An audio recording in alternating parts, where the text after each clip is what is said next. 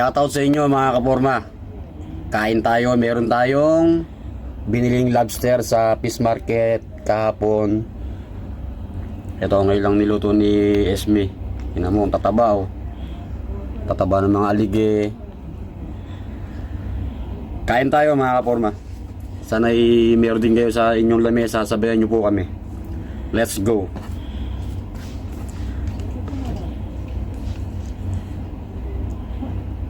Kalabasa.